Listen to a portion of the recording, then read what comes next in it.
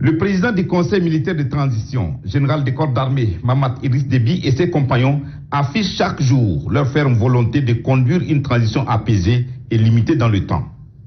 Le consensus et l'inclusion sont bien les codes de valeurs que le Conseil militaire de transition s'est doté pour mener à bon port cette transition. Après la nomination du Premier ministre de transition, suivi de la formation d'un gouvernement de large consensus et le vote de confiance de l'Assemblée nationale, il faut maintenant fixer le cap des grandes étapes prévues dans la charte de transition. C'est à cet égard que le chef de l'État, général des corps d'armée, Mahamat Idriss Déby, s'est entretenu ce 27 mai avec les leaders des partis politiques, ceux des organisations de la société civile, bref, avec tous les microcosmes de la vie sociopolitique du Tchad. L'une des grandes étapes de cette transition est l'organisation d'un dialogue national inclusif. L'un des objectifs principaux et immédiats est la tenue d'un dialogue national inclusif rassemblant les représentants de toutes les forces vives de la nation. Aucune entité politique ou politico-militaire, aucune organisation de la société civile, aucune corporation, ni aucune compétence s'engageant résolument et sincèrement dans la voie du dialogue ne seront tenus à l'écart de ces assises qui détermineront le futur de notre pays. Consensus et inclusion, c'est ce que préconise le chef de l'État pour la mise en place du Conseil national de transition.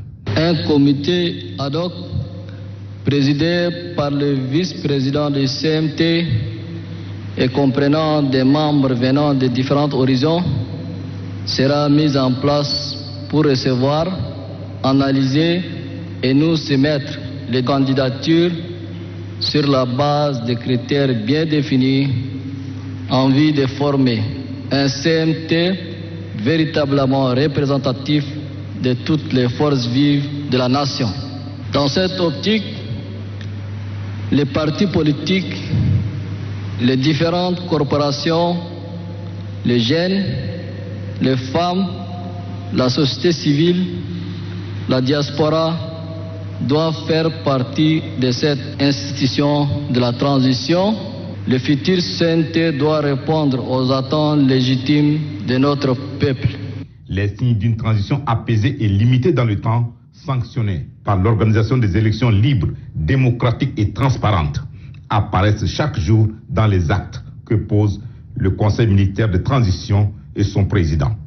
D'ailleurs, le chef de l'État a réitéré avec force et de manière intelligible que le CMT n'est pas là pour confisquer le pouvoir ni s'éterniser au pouvoir. Ces paroles et les actes qui accompagnent sont suffisamment convaincants lorsque l'on sait qu'elles proviennent des officiers généraux de l'armée nationale tchadienne. Et qui dit l'armée dit honneur et respect de la parole donnée. La classe politique et les organisations de la société civile doivent saisir cette phase de transition pour prouver qu'elles aiment réellement ce pays.